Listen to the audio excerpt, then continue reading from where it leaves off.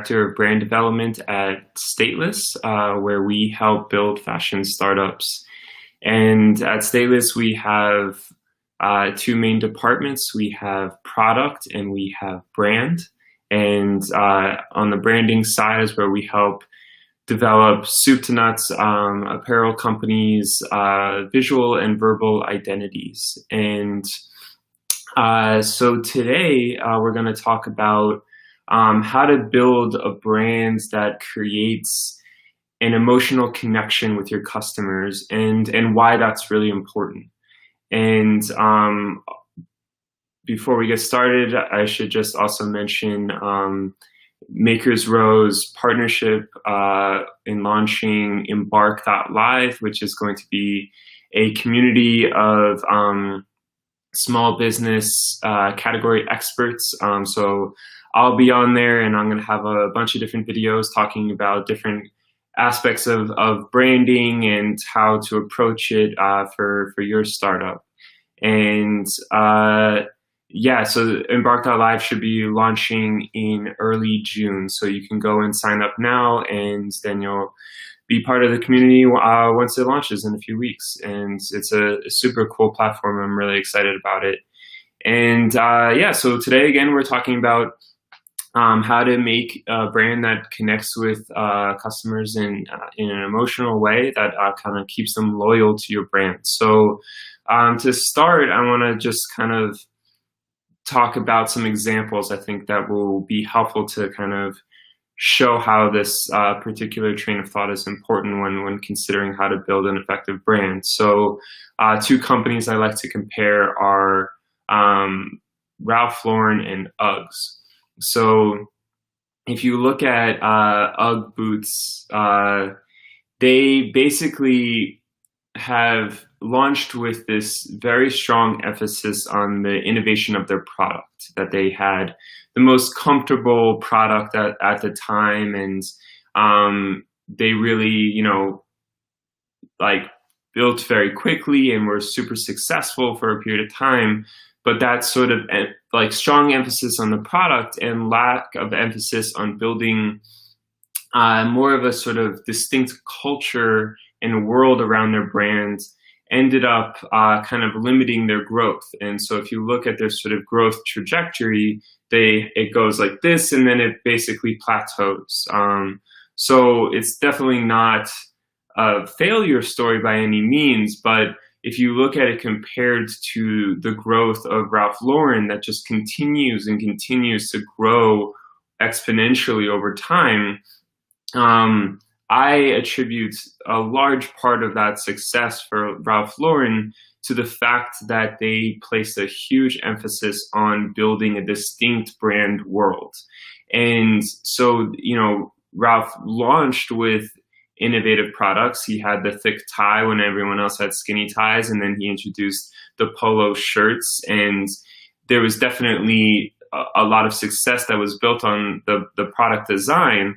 But by having this emphasis on a brand world, it created an emotional connection that maintained customer loyalty despite so many other brands imitating its products.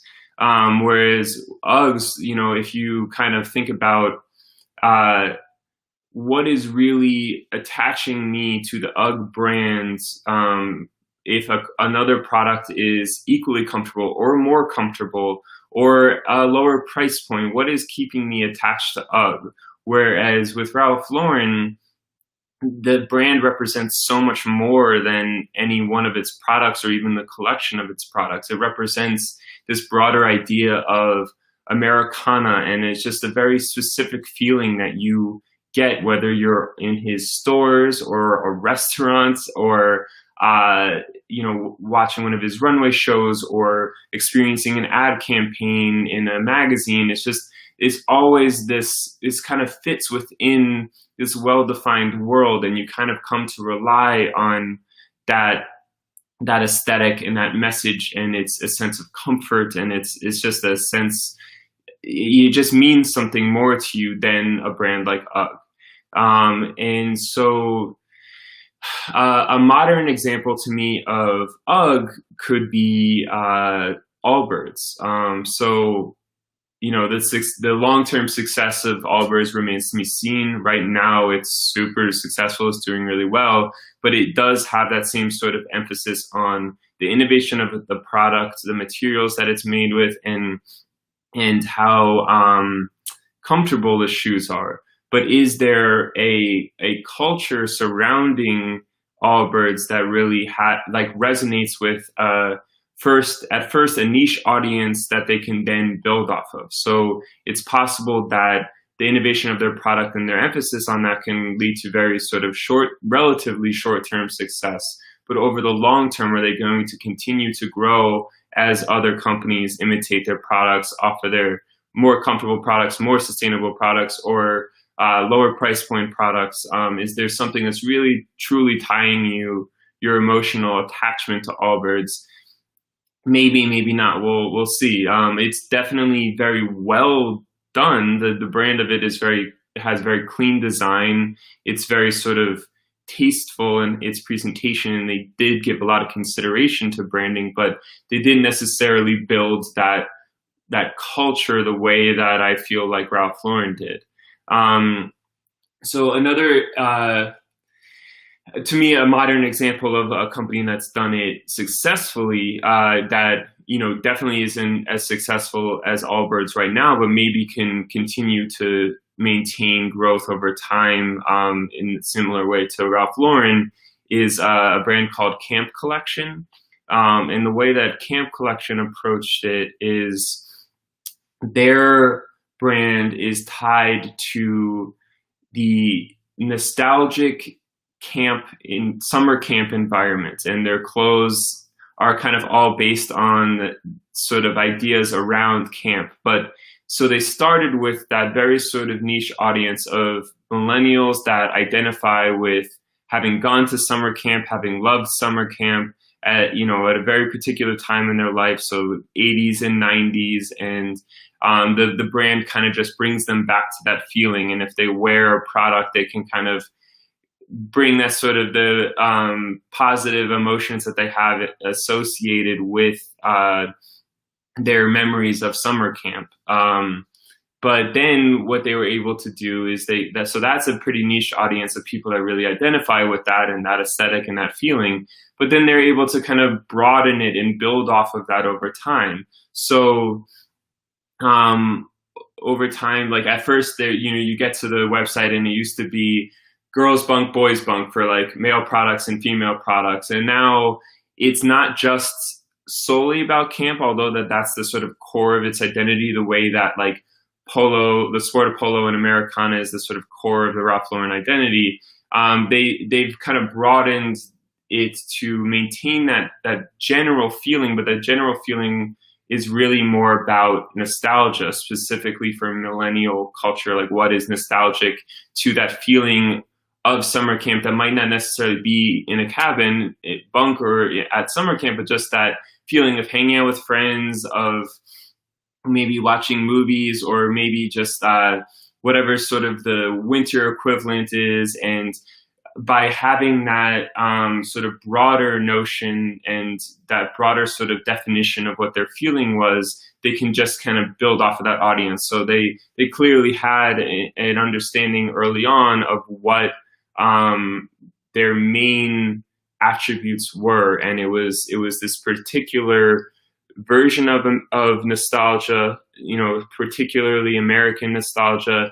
And then also they kind of clearly defined their color palette early on, and how they approach photography, and what their main, like how they approach their voice, their tone of voice, their use of language. Like all of that remains consistent, whether or not they're directly talking about or photographing within the summer camp environment. So I think that brand is super successful. Again, it's called Camp Collection if you want to check it out.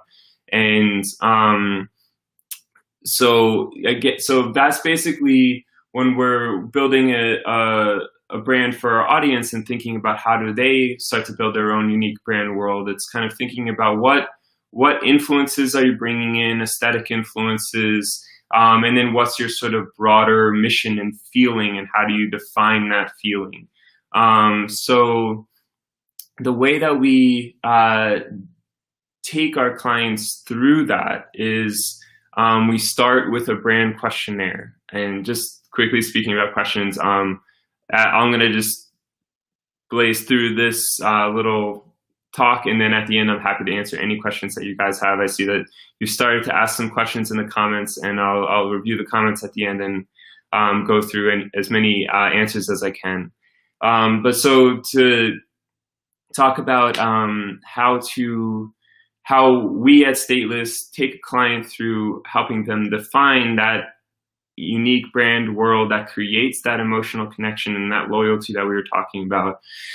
For us, it starts with a questionnaire process where we ask our clients, what if your brand was a smell, what would it be? If your brand was a movie, if your brand was a piece of architecture or a piece of literature, what would it be? And starting to think about, again, those aesthetic influences that you're bringing in, that sort of core feeling, and how do you, by thinking about how that feeling applies to all five senses, it helps you think about the real characteristics of it, because you want your brand to sound like it smells, like it looks, like it reads. Like that should all be one feeling.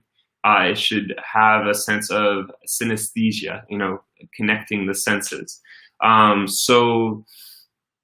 So yeah, we take you through that process, that questionnaire, kind of have a back and forth, try to make a feeling of cohesion across all of the different answers. And then once we have that clearly articulated, then we start to translate that into your master brand, which are the sort of core assets of your brand that should hopefully last the lifetime of your whole company. And so the first piece that we usually do is building a mood board, which is it's kind of like a collage of images that represent that unique feeling of your brand world. So it has, you bring in different images that you kind of curate from the internet that kind of defines the specific textures and colors, in a little bit content, but it doesn't necessarily, all the images don't have to conceptually directly relate as far as like what's being depicted in the images. It's really more about what is that feeling, what are those colors, textures, vibe. And then so you kind of create that collage of images that represents that. And then for sure, once you've kind of gone through that process with your designer of going through the mood board and getting to the place where you really feel like, yes, this mood board really just aligns with my vision, it feels right, that then is something that you can build off of for everything you create afterwards. So we usually start with the logo. The logo is like a really just important element of again, just distilling that feeling of your brand, the message of your brand, the meaning of your brand down to a very specific font and a specific shape that is your icon.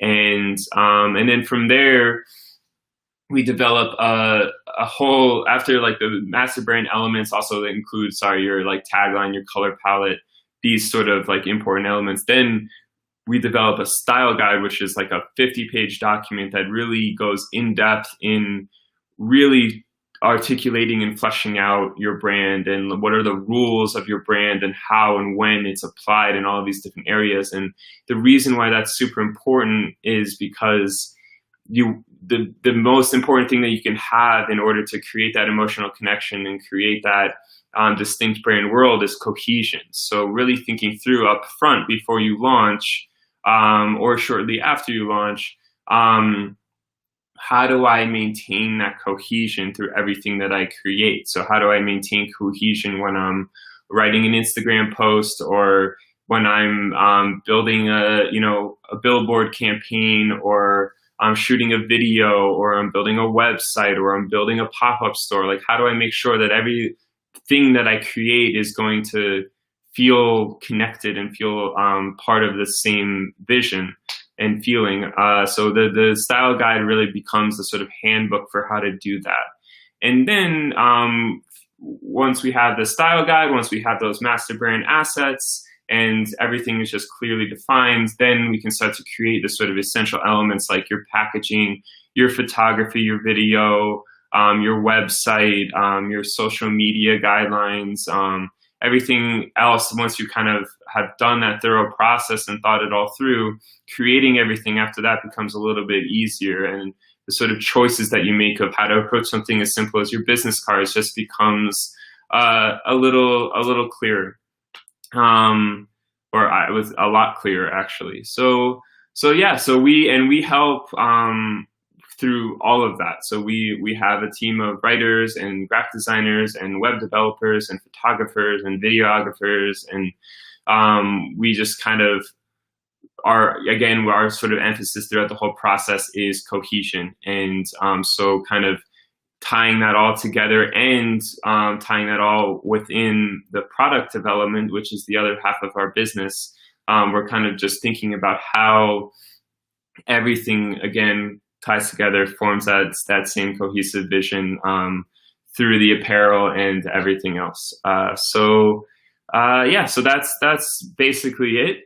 So I'm happy to answer any questions you have here, and you can, if you want to reach out to me later, you can go to makersrow.com/stateless, which is down here. Seeing myself in reverse. And also, again, we'll be on Embark.live in a few weeks. But so I'll go check out some of the questions. This is from Crystal.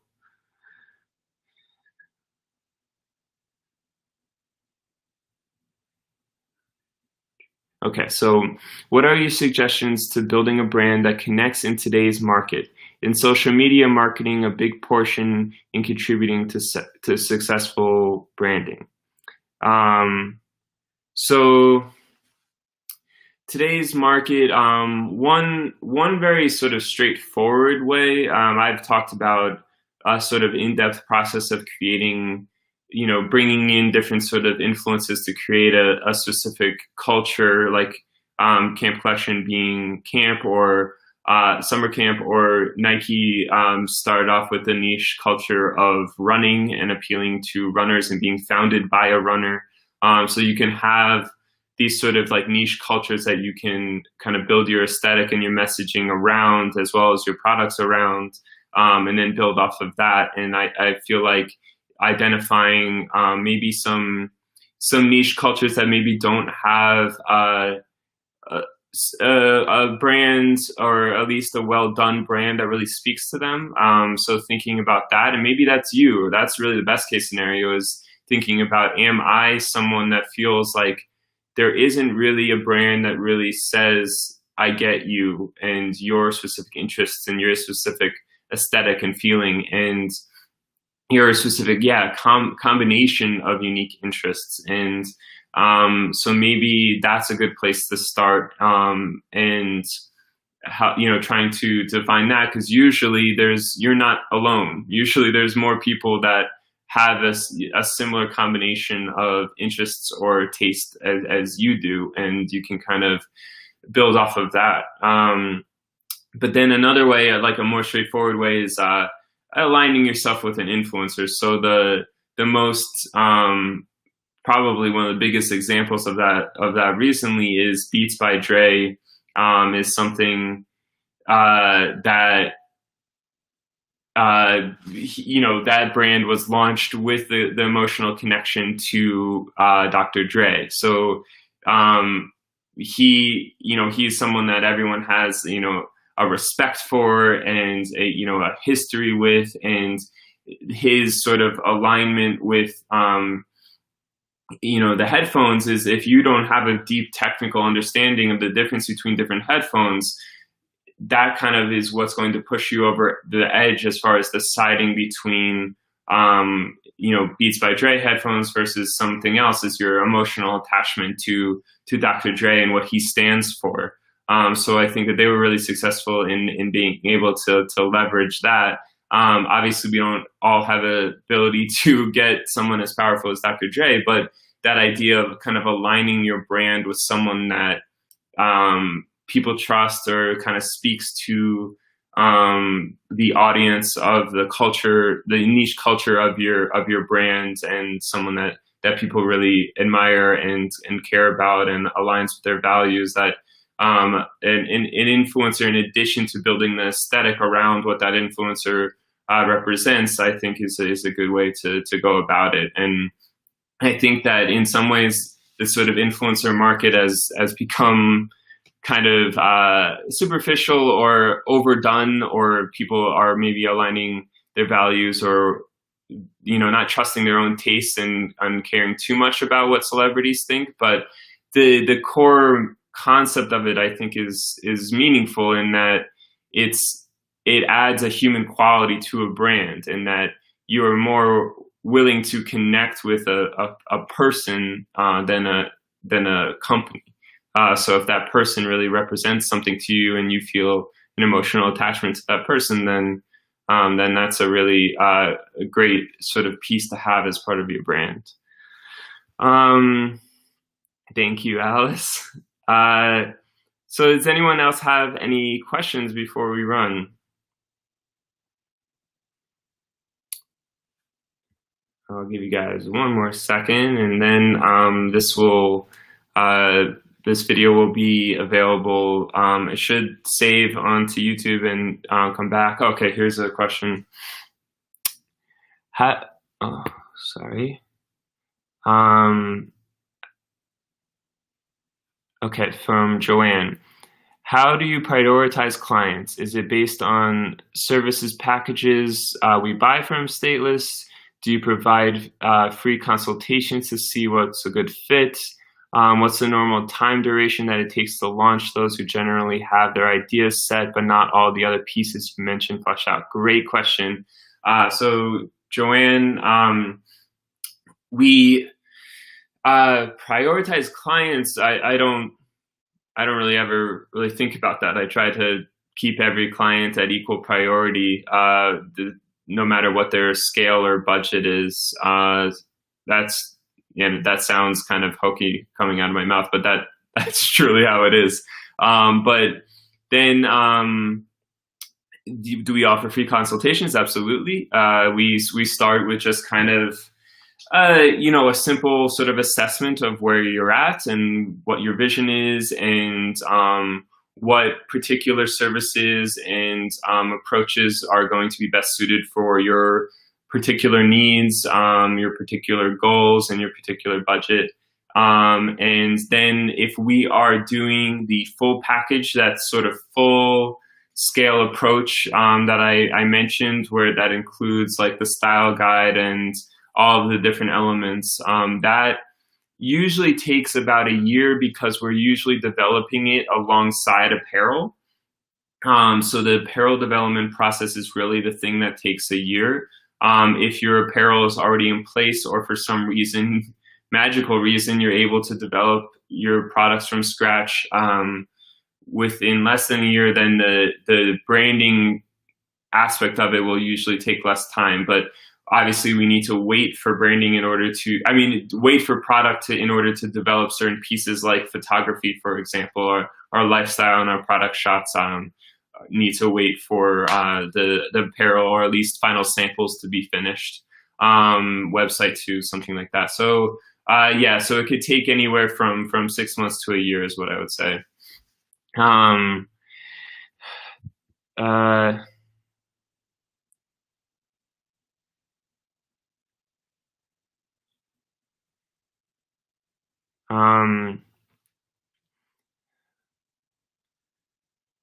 Okay, so from Kim Martin, how niche can or should one go to stand apart? Example, can there be too many plant-based beauty products? Should add another distinct to stand apart? Absolutely, 100%. I would say, I guess with anything, there's a limit to how niche you should go. Maybe there's a certain threshold where you've added too many different components and will just confuse your audience. I think that's the main place at which you would know if you're too niche, is if you're just it just doesn't feel cohesive. It feels scattered because you have too many different influences. So if a client's kind of initial answer to the questionnaire has a little bit too many different pieces to it, then I try to refine it and hone in on something that feels distinct. But then, yes, absolutely, we think about how to stand out within your particular market. And if your market is flooded with plant-based beauty products, which I'm sure it is, then thinking about an additional element. Right now, I think actually, fortunately, sustainability is kind of an overdone thing. So there's no longer a unique approach the way that it was initially for when Allbirds first launched, which it wasn't even that long ago. But now so many brands have kind of made that the emphasis of their message. So I think that adding another layer to it, or at least a unique angle on sustainability, or just natural products, or how your products are made, or how, the transparency of it. I think just adding a unique angle to it, which I think could be cultural too. Just thinking about, just something that maybe it's some sort of like foreign tradition that you're bringing in to kind of influence just your aesthetic, or some point in history that is interesting to you, that you're kind of drawing influence from that aesthetic. So I would definitely recommend kind of looking at the market landscape and thinking about, is my additional elements truly unique compared to all of them? And when they see my Instagram feed versus a typical plant-based beauty product Instagram feed, is it going to resonate, and is it going to feel different? No matter whether or not they see your brand name, are they going to just see an image and just know that that's you? That's helpful. So thank you so much, everyone, for tuning in, and I hope to see you guys again. Thanks so much.